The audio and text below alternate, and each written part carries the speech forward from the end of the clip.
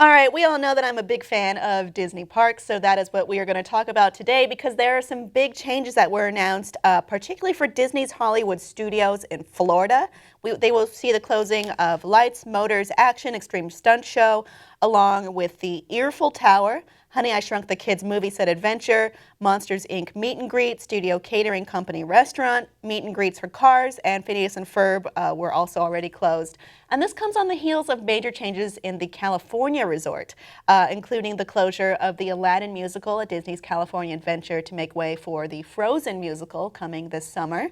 And we also have major changes to make way for Star Wars Land. So we have the closure of Big Thunder Ranch, the petting zoo, Big Thunder Barbecue, the restaurant next to the petting zoo, which I always thought was weirdly placed, but okay. And then for the duration of construction, we will have the closures of the Rivers of America and the Disneyland train, though they have released concept art of what the train's new route and the river's new additions will look like, and I think it's a significant upgrade. Personally, I also saw people complaining about a long mainstay on Main Street, which is Esmeralda. It's one of those old booths with a tarot reading machine mannequin giving you cards, because now all the cards pretty much, instead of giving you a fortune, advertise other areas of the park, more or less saying, go visit Tomorrowland, go visit Adventureland. And people don't like that and see that as a huge commercialization. I say the whole park, you need to understand what it is first. It is all commercialization. It is all about profit and talking about these. I mean, these are fun characters, but at the end of the day, let's be real. It's about making Disney money and promoting Disney's brands, and you can be on board with that or not, but that's what it is. And then a lot of people are complaining about the history and heritage of Disneyland being lost because of these changes. But you have to think about what Walt Disney had in mind when he created these parks. He wanted to, quote, relive fond memories of the past and savor the challenge and promise of the future. So that is the ethos of what it is. A lot of Disneyland's success weighs on a balance between history, the past, heritage, and the future and what's coming next. It's the kind of place that isn't ever supposed to truly be finished. So it makes sense to me entirely that we would see something as crazy and wonderful as Star Wars Land being built. It is very different.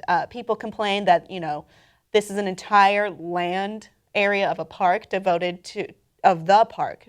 to, one specific franchise, but that's hardly, I mean, yes, it's new for the Disneyland resort, Disneyland park itself, but if you look over at California Adventure, you see Cars Land, you see more or less Bugs Life Land, massive areas dedicated to only one franchise. And then you look at Universal success with the Wizarding World of Harry Potter.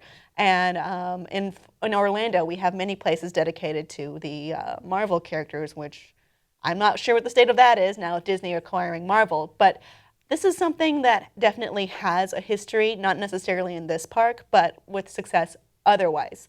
And I mean, you look at the park and you think, oh, it's history. You're ruining something historic. But that's not the way you should view it. Because something is old doesn't mean that it's historic. Everyone is going to attach to something, you know, even minute, like, oh, I love this one fence, or I love this pile of rocks.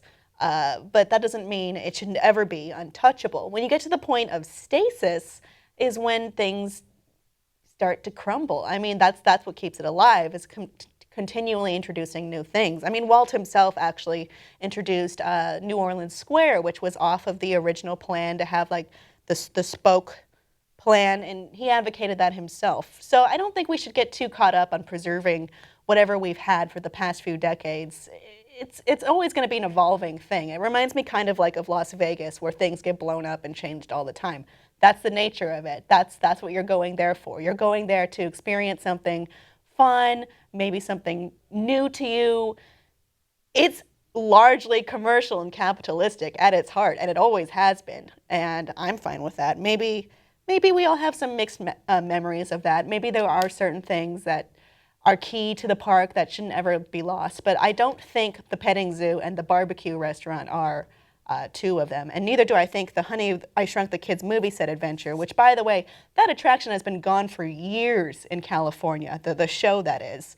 It's just, it seems like a good way to better use land. I mean, it's 14 acres for Star Wars land. Something has to go, and I think they made the right choice with that. You may disagree, though. What do you think, audience? Let me know below in the comments, and please like and subscribe for more.